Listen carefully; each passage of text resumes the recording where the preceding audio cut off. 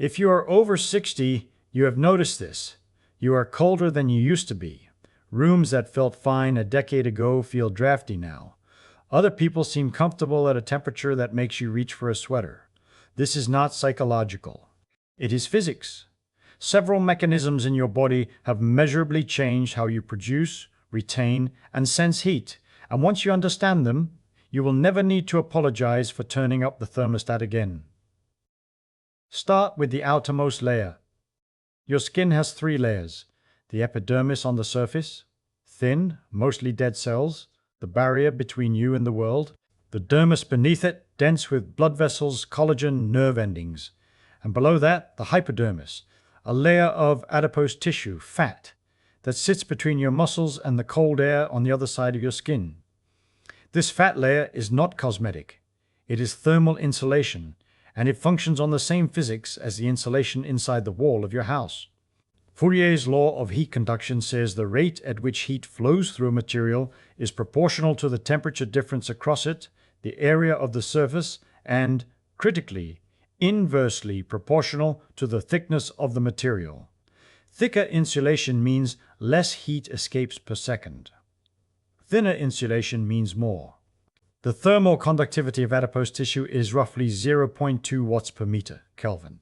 Muscle tissue conducts heat at roughly 0.5 watts per meter Kelvin, more than twice as fast. Fat is a genuinely better insulator than muscle, which is why your body puts it directly beneath the skin rather than deep in the core. Past 60, this insulation layer begins to thin. The hypodermis loses roughly half a millimeter to 1 millimeter of thickness per decade, a process driven by declining hormone levels, reduced lipogenesis, and redistribution of fat from the subcutaneous layer to the visceral compartment around your organs. Half a millimeter does not sound like much, but Fourier's law is unforgiving. The relationship between thickness and heat loss is direct. Lose a millimeter of insulation across the entire surface area of your body, roughly 1.7 square meters of skin, and the total rate of heat loss increases meaningfully. The physics is identical to pulling a layer of insulation out of a wall. The furnace inside the house has not changed. The heat is escaping faster because there is less material between the warm interior and the cold exterior. Same metabolic heat as always. Just losing it to the environment faster than at 40. Now, the heat that your body does retain needs to get where it is needed, and this is where a second system starts to slow down. Blood is your heating system. It is the mechanism by which thermal energy moves from where it is produced, primarily in the liver, the brain, and the skeletal muscles of your core, to where it is needed at the periphery. Blood is an extraordinarily effective thermal fluid. Its specific heat capacity is roughly 3.5 kilojoules per kilogram per Kelvin, close to that of water, which means a small volume of blood can carry a large amount of thermal energy. Warm blood flows from the core through your arteries, delivers heat to the capillary beds in your skin, transfers thermal energy to the surrounding tissue, and returns cooler through your veins. This is forced convection, the same physics that governs how hot water moves heat through a radiator system, except the fluid is blood, the pump is your heart, and the pipes are your blood vessels. Your body even has a built-in heat conservation system for the extremities, a counter-current exchange mechanism in your arms and legs, where warm arteries run directly alongside cool veins returning from the hands and feet. Heat transfers from the warm arterial blood to the cool venous blood before it reaches the extremities, pre-warming the returning blood and reducing heat loss through the skin of your hands and feet.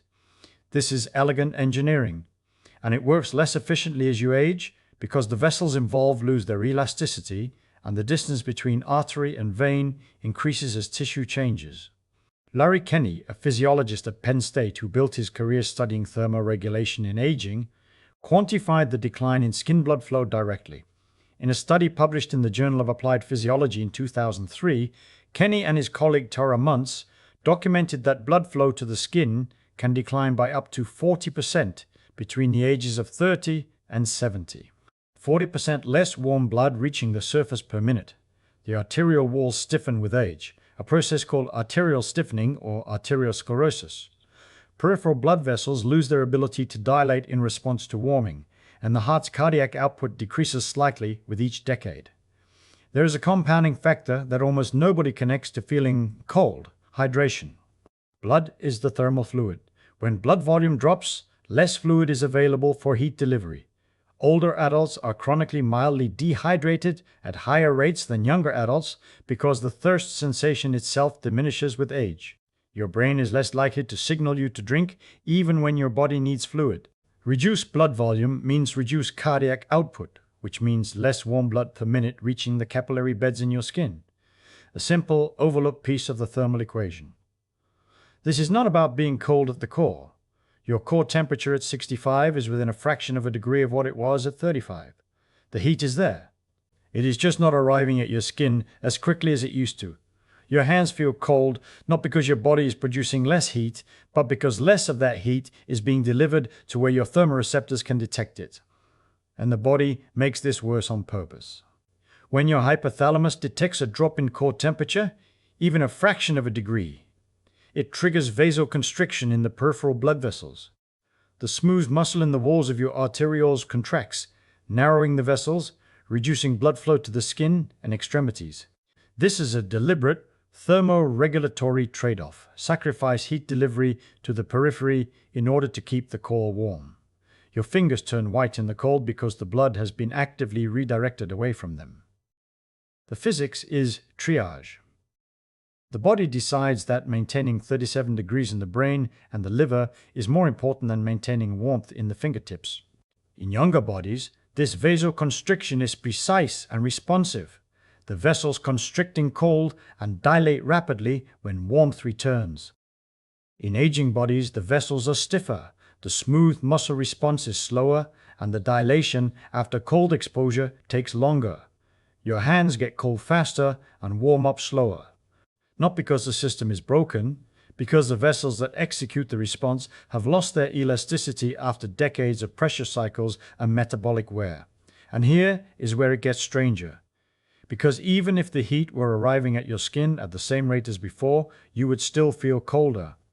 The instruments reading the temperature have changed.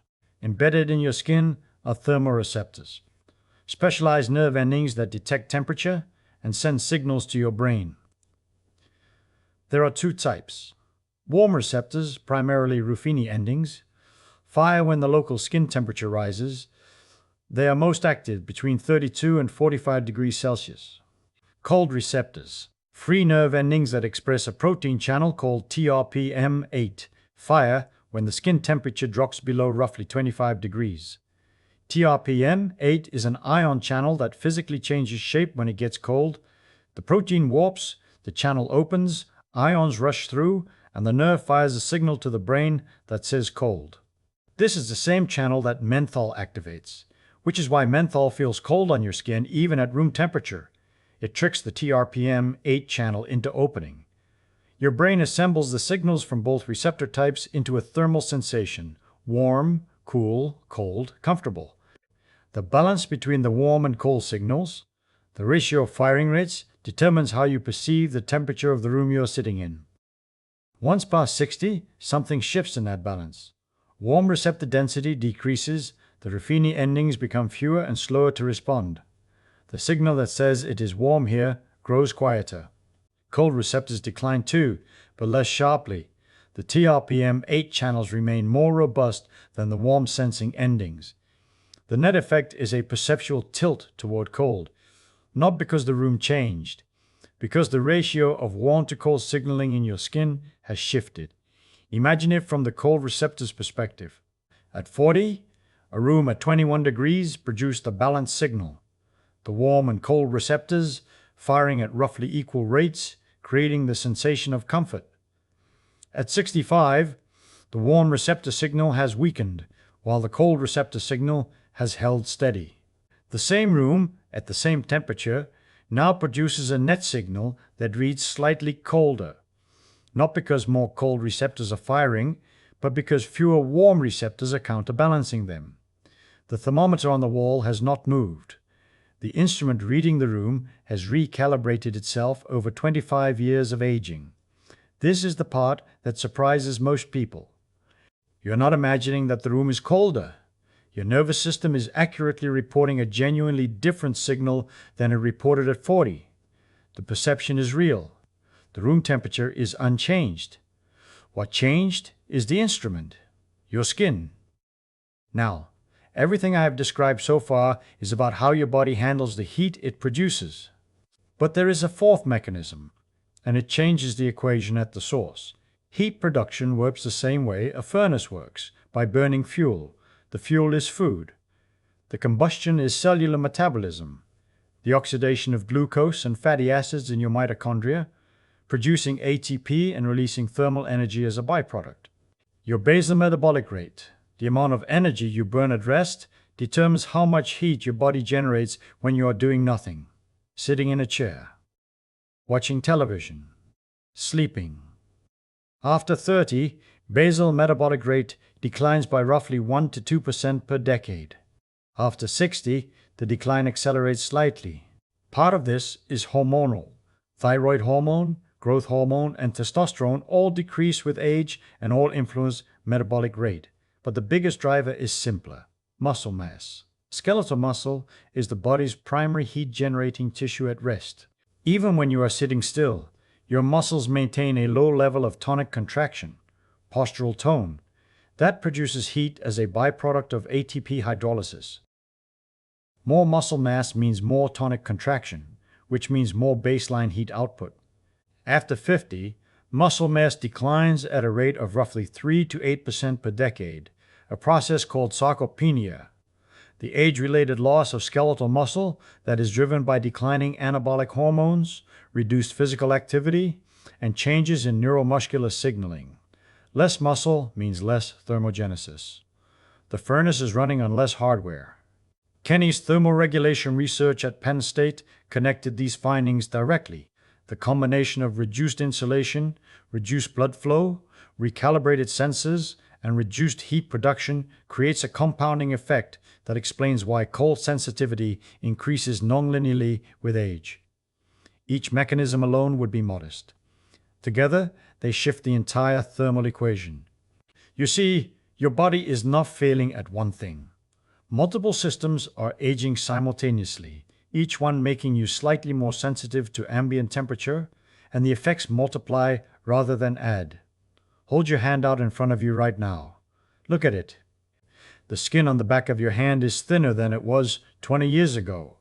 Less subcutaneous fat beneath it, less insulation between your blood and the air. The blood vessels feeding that hand carry less warm blood per minute than they did at 40 up to 40% less, if Kenny's data is representative. The thermoreceptors in that skin are sending a cooler signal to your brain than they would have sent a decade ago. The warm receptors quieter, the cold receptors proportionally louder. And the muscles in your forearm that generate heat through contraction are smaller than they were, producing less thermal energy at rest. Multiple mechanisms, all operating on the same hand, all pushing the thermal experience in the same direction. That hand is not broken. It is a 60-year-old thermal system doing exactly what physics predicts. There is one more mechanism most people overlook, and it connects to something you may have noticed about how your body responds to sudden cold. Shivering is your body's emergency heating system. When your core temperature drops, your hypothalamus triggers rapid, involuntary contractions of skeletal muscle. Shivering. That can increase heat production by up to 5 times the resting metabolic rate. Shivering is thermogenesis through mechanical work. The muscle contractions produce heat as a byproduct of the ATP burned during contraction. The same physics that makes your muscles warm during exercise, except the contractions are small, rapid, and involuntary. After 60, the shivering response weakens. The threshold temperature at which shivering begins shifts downward. Your body waits longer before triggering the emergency heating system. When shivering does start, it generates less heat than it did at 30 because there is less muscle mass to shiver with. Sarcopenia reduces the furnace's capacity in both voluntary and involuntary thermogenesis, and the autonomic nervous system's ability to coordinate a shivering response declines with age. The signal from the hypothalamus to the muscles is slower and less robust.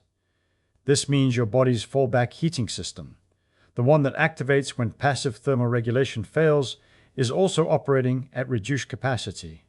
The insulation is thinner, the delivery system is slower, the sensors are recalibrated, the resting furnace is smaller, and the emergency furnace is weaker. Each one modest on its own, compounding into a thermal experience that genuinely feels different from what you remember. There is one more thing worth knowing, because for some people, the cold sensitivity is not just age, it is chemistry. At the base of your neck sits a butterfly-shaped organ, the thyroid gland, that produces hormones directly regulating your metabolic rate. Triiodothyronine and thyroxine set the baseline speed of cellular metabolism throughout your body. When the thyroid underproduces, a condition called hypothyroidism, metabolic rate drops, heat production decreases, and cold sensitivity increases noticeably. Hypothyroidism is significantly more common after 60, particularly in women. Roughly 15 to 20% of women over 60 have some degree of thyroid underfunction. Even subclinical hypothyroidism, levels just below the normal range, often missed on routine blood work, can reduce basal metabolic rate enough to feel. If your cold sensitivity is new, if it arrived alongside fatigue and unexplained weight gain, thyroid function is worth checking with a simple blood test. This is not diagnosis. It is a note that one of the mechanisms driving cold sensitivity is medically addressable. Now, here is something most people over 60 have never been told, and it changes the picture in a way none of the previous sections do. You have a heating system inside your body that most adults do not know exists. It is called brown adipose tissue, brown fat. And it is fundamentally different from the white fat in your hypodermis that acts as insulation. White fat stores energy. Brown fat burns it. Brown fat cells are packed with mitochondria, so densely that the iron in the mitochondrial electron transport chains gives the tissue its characteristic brown color under a microscope. These mitochondria contain a unique protein called UCP1, uncoupling protein 1, that does something no other tissue in your body does in quite the same way. It short-circuits the normal ATP production pathway. Instead of using the proton gradient across the mitochondrial membrane to drive ATP synthase and produce usable cellular energy, UCP1 allows protons to flow back across the membrane without producing ATP at all, converting the energy from glucose and fatty acid oxidation directly into heat. No muscle contraction required. No shivering, pure chemical thermogenesis. Infants have large deposits of brown fat across their upper backs and shoulders. It is how newborns maintain body temperature before they have enough muscle mass to shiver effectively. A human infant exposed to cold does not shiver the way an adult does. It activates brown fat. For decades, scientists assumed this tissue disappeared during childhood and played no role in adult thermoregulation. Then, in 2009, 3 independent research groups, working separately in Finland, the Netherlands, and the United States, used PET-CT imaging to scan adult volunteers exposed to mild cold. All 3 groups found the same thing: active brown fat deposits lighting up on the scans, concentrated around the neck, above the collarbones, and along the spine. Adults have brown fat. It had been hiding in plain sight, misidentified on imaging scans as something else for years. The findings were published in the New England Journal of Medicine and reshaped metabolic research overnight. Brown fat activity decreases with age.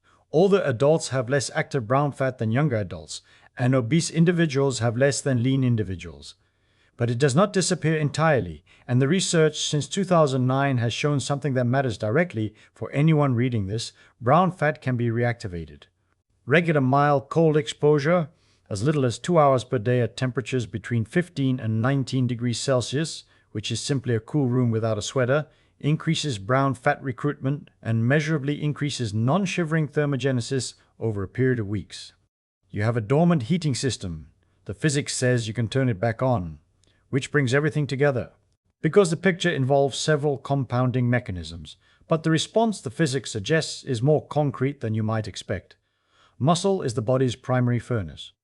Skeletal muscle at rest produces heat through tonic contraction and through the baseline metabolic activity of maintaining protein structures. More muscle produces more heat. Resistance exercise, even modest, even twice a week, even starting at 70, increases muscle mass, increases basal metabolic rate, and increases the thermal energy your body produces while sitting in a chair doing nothing. Campbell and colleagues at Tufts University demonstrated that 12 weeks of resistance training in adults over 65 increased resting metabolic rate by approximately 7%, a meaningful increase in baseline heat production. Kenny's research and subsequent studies at Penn State showed that physically active older adults maintain peripheral blood flow to the skin significantly better than sedentary controls. The delivery system stays wider when it is used. Exercise promotes vascular endothelial function, maintaining the elasticity of the blood vessels that carry warm blood to your extremities. Cold exposure in controlled moderate amounts reactivates brown fat, the dormant heating system that most adults never knew they had. Vitamin D, which declines with age partly because older skin synthesizes it less efficiently from sunlight, supports both thyroid function and metabolic rate. The insulation is thinner. That will not fully reverse. But the furnace can be stoked. The delivery system can be maintained. The dormant brown fat heating system can be reactivated. The only mechanism you cannot directly influence is the receptor recalibration, the shift in warm to cold signaling balance in your skin. But if the other systems are generating and delivering more heat, the receptor balance matters less. A warmer hand sends a warmer signal regardless of how many Ruffini endings remain. You are not broken. Your thermoregulation system has been running continuously for more than 60 years, longer than most machines of any kind survive. The insulation has thinned the way every insulating material thins with decades of use. The pipes have narrowed the way every blood vessel stiffens after a lifetime of pressure cycles. The sensors have recalibrated, warm receptors fading, the cold signal growing proportionally louder. The resting furnace produces less output because the muscle driving it has decreased. The emergency furnace, shivering, activates later and less forcefully. Each mechanism shifting the thermal equation in the same direction. But the furnace still works. The pipes still carry heat. The sensors still report. The emergency system still engages. And there is a backup. Brown fat, chemical thermogenesis, UCP1 uncoupling protons in mitochondrial membranes that most people never knew they had, and that the research says can be reactivated at any age. That is not a body breaking down. That is a body that has run for 6 decades and is still, right now, maintaining your core temperature within 1 degree of where it has been since you were born. Through 5 aging mechanisms operating simultaneously, through thinning insulation and narrowing vessels and shifting receptor balance and reduced metabolic output and weakened shivering, still holding 37 degrees Celsius at the center of your chest. The room feels colder. That is real. The core holds. It has always held. That is not fragility. That is engineering.